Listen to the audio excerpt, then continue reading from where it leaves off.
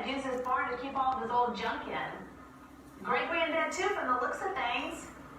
No, I'm just looking around to see if there's anything in here worth auctioning off.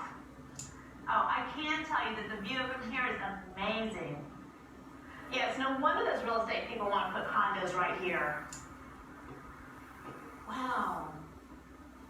Yeah, the siding is that old barn wood. It would look great in our family room. No, I'm just going to look around for a little bit. Yeah, the real estate people should be here any minute now. Okay, I'll call you later. Bye. Okay, let's see what we have here. Ooh, a lot of stuff.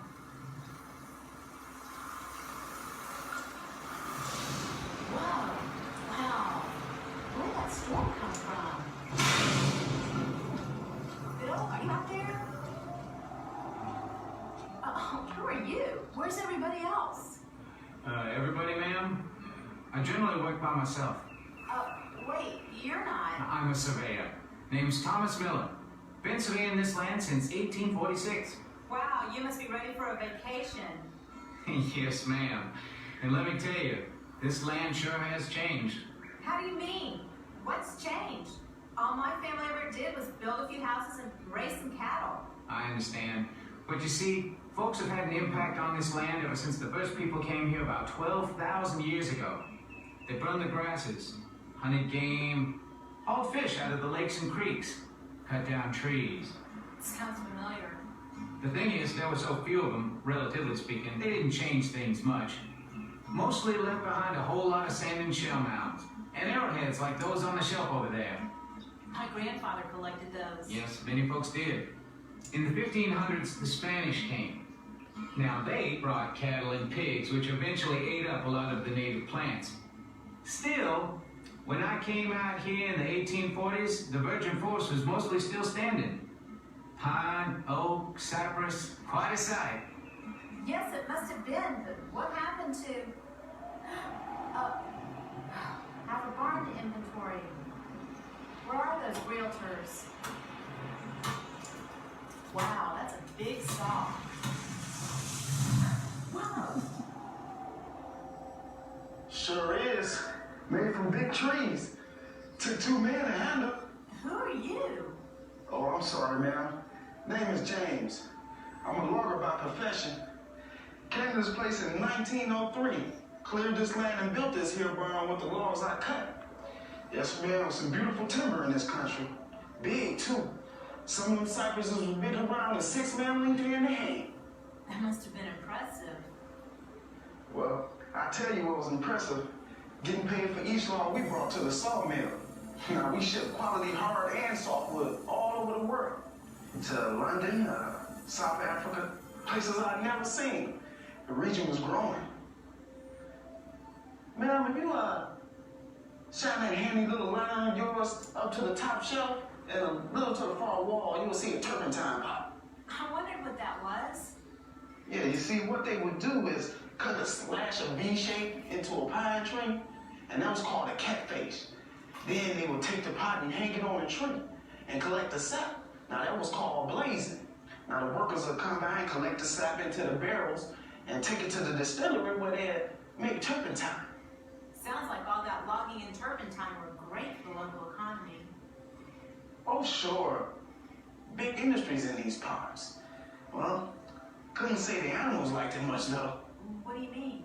Well, with most of the forest gone, the bears and the cougars and the red wolves didn't have much place to shelter. Start seeing a lot less of them. Fewer birds, too. The rivers and the creeks started to change.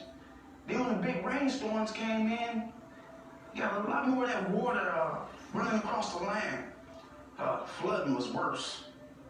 Kind of a mixed blessing, huh? Well, you can say that. But the real funny part is our motto was always cut and get out.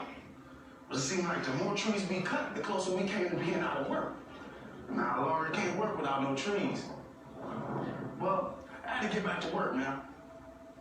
But what happened when the original forest was gone? Well, ma'am, let's say there was a lot more room for what your great-grandfather did. Say, why don't you, open up that desk drawer over there? My great-grandfather was a rancher. He was Oh, wow. The personal diary of Norman Smith. My grandfather told me about him. He was one of great-granddad's ranch hands. October 7th, 1922. Well, we finally arrived at the new ranch today. It's not exactly a ranch yet. More like a big collection of stumps with a bunch of stringy Spanish cows ranging among them. Cracker cattle they're called. It's going to be some hard work getting it all cleared. April 5th, 1924. You know, they call us ranchers, but in truth, we're more like cow hunters. The cracker cattle roam free. We don't have any fences around here. We mostly just round them up when we're ready to take them to market. We've been on the range now for at least a week, digging holes for fence posts, stringing barbed wire. Seems the free-ranging cattle range a little too far, eating up people's crops, wandering right down the streets of the town, so we're all out putting up wire, establishing property lines, fencing in the cattle. Ourselves too, I suppose.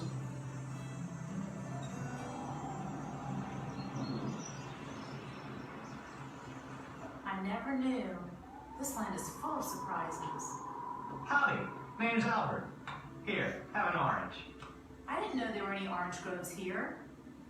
Well, my eyes may not be the best, but... You know, in 1946, I came to this land with 5 orange trees, a strong back, and an even stronger desire never to see another Midwestern winter again.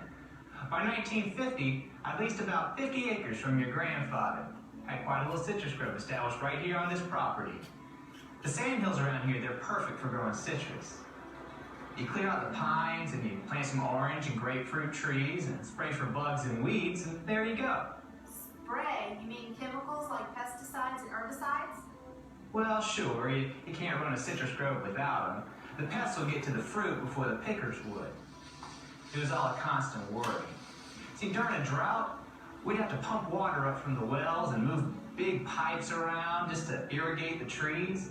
And come a sudden winter freeze, we'd be up all night tending the smudge spots just trying to save the grove. One winter, only 3 trees survived.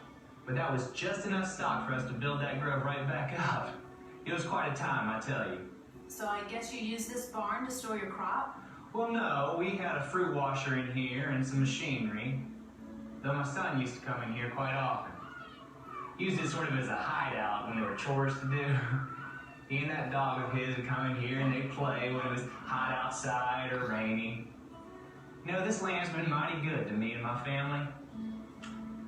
Well, it was nice meeting you.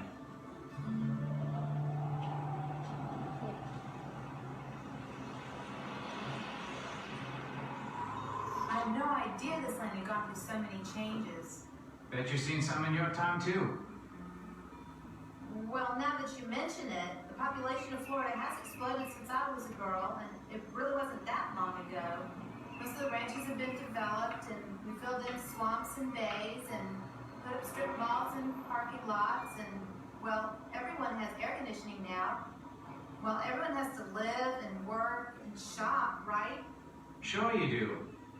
You know, the way I see it, as long as folks live on the land, they'll put their mark on it. Some for better, some not. The thing is, there are a lot more people now, so the mark is bigger and lasts longer. You've got to think about what you're doing, because the folks that come after you have to live with the changes you make. You take care now. Wait, come back.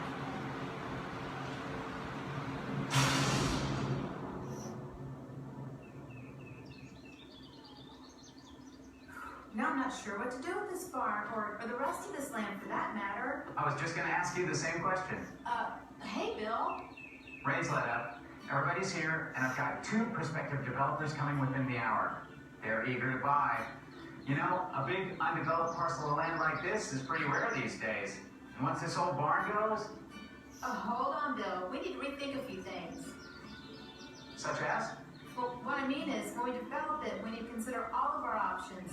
This is a pretty special place, and I don't want to go ruining it. Well, of course not.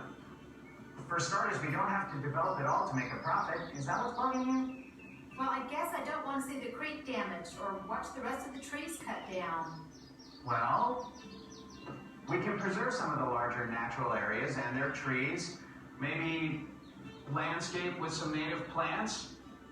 And avoid building too close to the creek. And preserve this farm.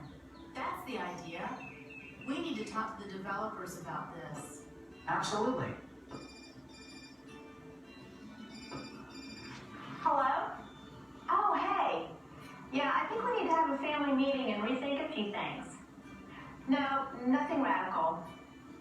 You wouldn't believe who I met today and what I learned about this land. Oh, yeah, well, you know, let's just say